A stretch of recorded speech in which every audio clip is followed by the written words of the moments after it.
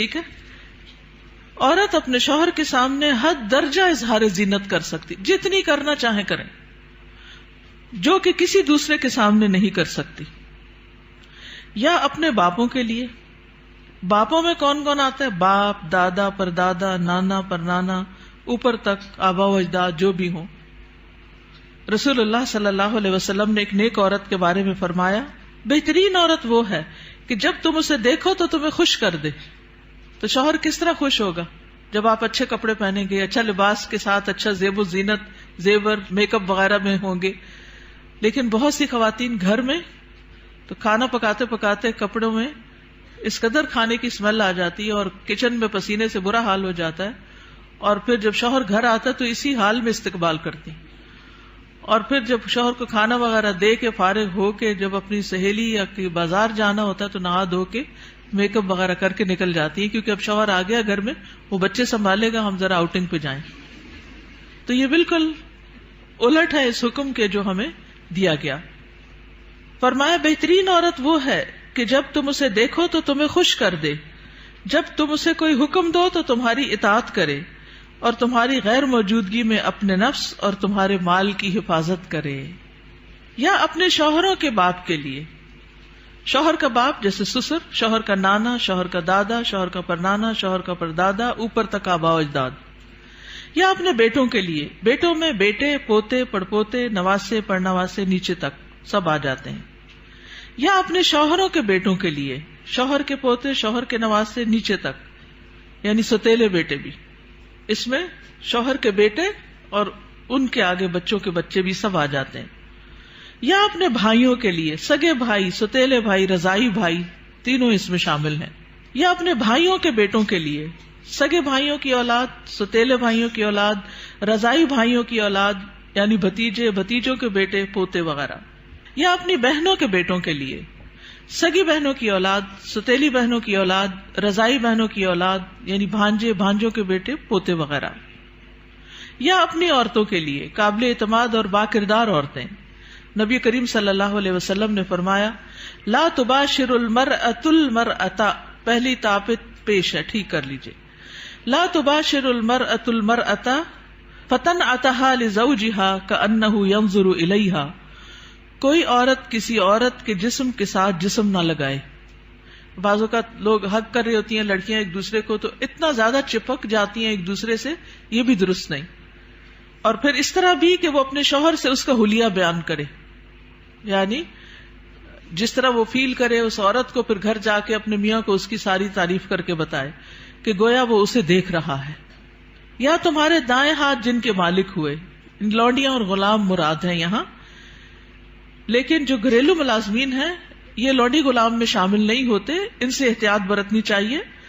گھریلو مرد ملازمین کے ساتھ گفتگو میں محتاط رویہ اختیار کریں، جیسے ڈرائیور ہو، چوکیدار ہو، ان کے ساتھ بہت ہنس ہنس کے بات کرنے کی ضرورت نہیں. مذکورہ والا تمام رشتوں کے سامنے زینت کا اظہار کرتے ہوئے ان کے مقام اور احترام کو پیش رکھیں. جوان بچوں کے سامنے سینہ اور گریبان کھولنے میں احتیاط برتیں، یعنی ان میں سے جو بھائی جوان ہیں یا بیٹے جوان ہیں یا پوتے وغیرہ، تو ان کے سامنے اپنے سینے کو بہت نمایاں نہ کریں، اور اسی طرح اپنے سطر کو چھپا کر رکھیں. سیدنا انس بیان کرتے ہیں کہ نبی کریم صلی اللہ علیہ وسلم فاطمہ رضی اللہ تعالی عنہا کے لیے ایک غلام لائے جو آپ نے ان کو ہبہ کر دیا. انس رضی اللہ عنہ نے کہا کہ فاطمہ پر اس وقت ایسا کپڑا تھا جب وہ اسے اپنے سر پر اوڑھتی تو ان کے پاؤں تک نہ پہنچتا، جب وہ اسے اپنے پاؤں چھپاتی تو سر پر نہ رہتا. یاد رکھیے وہ پاؤں بھی چھپا رہی تھی. جبکہ نبی کریم صلی اللہ علیہ وسلم نے ان کی یہ الجھن دیکھی تو فرمایا، بے شک تمہارے لیے کوئی حرج نہیں، تمہارے سامنے صرف تمہارے والد اور تمہارا غلام ہے. اس غلام کا نام عبداللہ بن مسعدہ تھا. یہ فزاری تھے، سخت سیاہ فام. سیدہ فاطمہ نے انہیں پرورش کر کے آزاد کر دیا تھا رضی اللہ تعالی عنہا. اب التابعین غیر اولی الاربۃ من الرجال، یا پیروی کرنے والے غیر حاجت مند مرد، یعنی یہ کون سے مرد ہیں جن سے پردے میں نرمی اختیار کی جا سکتی ہے؟ نکاح کی حاجت نہ رکھنے والا.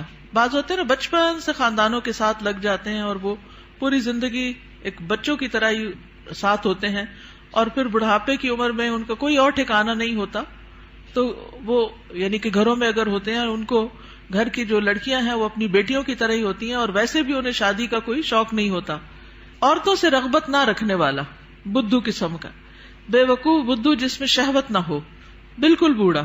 بعض اوقات ایسے بچے ہوتے ہیں نا، اسپیشل بچے کہ جن کو کوئی مینٹلی ان کو کوئی سمجھ نہیں ہوتی، جنسی خواہشات سے آری، مخنث اور ہجڑے جن میں کوئی شہوت نہ ہو، یہ یاد رکھیے، کیونکہ بعض ہجڑے جو ہیں ان کے اندر سب کچھ ڈیولپڈ ہوتا ہے۔ لیکن ان افراد کے سامنے زینت کا اظہار کرتے ہوئے بھی احتیاط کا دامن نہ چھوڑیں، پھر بھی محتاط رہیں۔ غیر اولی الاربا سے مراد وہ بے خبر ہے جس میں شہوت نہ ہو، یہ سیدنا ابن عباس کا قول ہے۔ اب الطفل الذین لم یظہروا علی عورات النساء، یا وہ بچے جو عورتوں کی چھپی ہوئی باتوں سے ابھی واقف نہیں ہوئے، نابالغ بچے جن کا جنسی شعور بیدار نہ ہوا ہو، جو کم عمری کی وجہ سے عورتوں کے حالات اور مخصوص اوصاف سے واقف نہ ہوں، جن کو کوئی سمجھ نہ ہو پیریڈز کیا ہوتے ہیں، اور یعنی ابھی ان کی عورتوں سے متعلق جو خاص باتیں ان کو سمجھ نہ ہو۔ ابن کثیر کہتے ہیں جب بچہ بالغ ہو یا بلوغت کے قریب ہو اور ان چیزوں کو جانتا پہچانتا ہو، بدصورت اور خوبصورت عورت میں تمیز کر سکتا ہو، یعنی جس دن بچہ یہ کہ نا ماما وہ بہت خوبصورت ہے، تو اسے عورتوں کے پاس نہ آنے دیا جائے۔ یہ ابن کثیر کی تفسیر ہے۔ کسی خاص عمر کی یہاں قید نہیں، بچے کی سمجھ کے مطابق احتیاط سے کام لیتے ہوئے زینت کا اظہار کرے۔ لیکن افسوس ہوتا ہے ان خواتین پر جو اچھے بھلے جوان لڑکوں کو گلے لگا لیتی ہیں، یا ان کے سر پہ ہاتھ پھیرنے لگتی ہیں، یا ہاتھ ملانا شروع کر دیتی ہیں، یہ بھی اس حکم کے منافی ہے، چاہے بچپن سے اس بچے کو آپ نے پالا ہی کیوں نہ ہو۔ وَلَا يَضْرِبْنَ بِأَرْجُلِهِنَّ لِيُعْلَمَ مَا يُخْفِينَ مِنْ زِينَتِهِنَّ، اور وہ اپنے پاؤں مارتی ہوئی نہ چلیں کہ جو وہ اپنی زینت میں سے چھپاتی ہیں اس کو جان لیا جائے، یعنی مردوں کو متوجہ کرنے والی چال نہ چلیں، یعنی چلتے ہوئے بھی ایک وقار کا خیال رکھیں، جھنکار والی پازیب نہ پہنے، یعنی پاؤں کا زیور ایسا کہ جو چھن چھن کرے اور بازار میں دوسروں کو متوجہ کرے، وہ نہیں پہنے، باہر گھر میں پہن سکتے ہیں۔ آواز پیدا کرنے والا جوتا استعمال نہ کرے، یعنی جیسے بہت ہائی ہیل پہن کے پھر وہ ٹک ٹک ٹک سے سب متوجہ ہو جاتے ہیں، اس سے بھی بچیں۔ تیز خوشبو استعمال نہ کریں۔ ابن کثیر کہتے ہیں اس ممانعت میں ہر وہ چھپی ہوئی زینت داخل ہے جو حرکت کرنے سے ظاہر ہو جائے۔ اسی ضمن میں عورت کو خوشبو لگا کر باہر نکلنے سے بھی منع کیا گیا ہے کہ لوگ اس کی خوشبو محسوس کریں۔ زمانہ جاہلیت میں رواج تھا کہ عورت جب راستے میں چلتی اور اس نے پاؤں میں پازیب پہنی ہوتی جس کی آواز سنائی نہ دیتی تو وہ اپنے پاؤں زمین پر اس طرح مارتی جس سے مردوں کو پازیب کی جھنکار سنائی دیتی، تو اللہ تعالیٰ نے مومن عورتوں کو ایسا کرنے سے منع کر دیا۔